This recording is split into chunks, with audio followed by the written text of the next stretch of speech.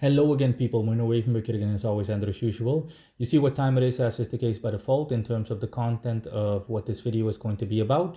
This is going to be a quick video on the occult alignment of the British Empire, specifically when they were at their peak, so in their heyday.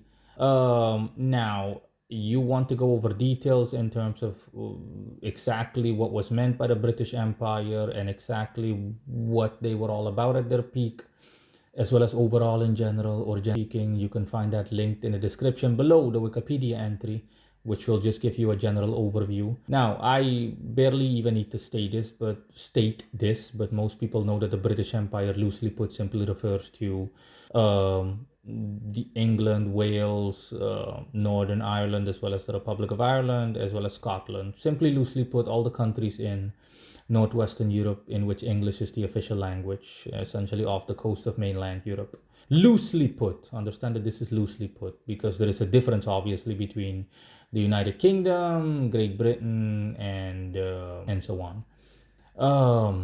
But that's just at a very basic level. Now, in any case, the British Empire at its peak, their alignment is Venusian.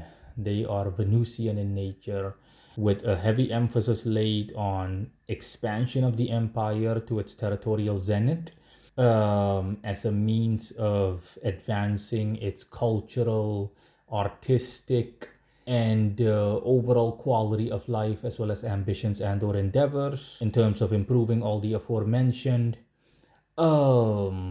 by simply conquering and accumulating as much land as possible.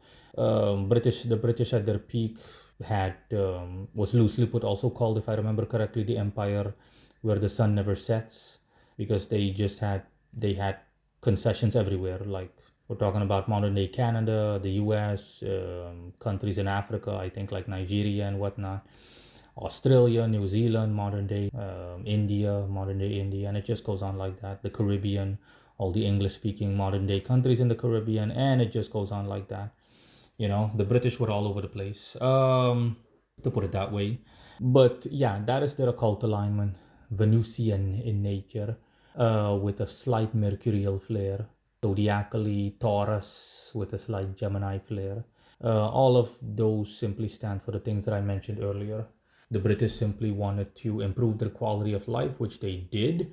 Essentially, they wanted to have their own hypothetical renaissance and accomplish peak cultural, technological, and otherwise supremacy in the world, even more so than other colonial powers that they had to contest with at any given point in time.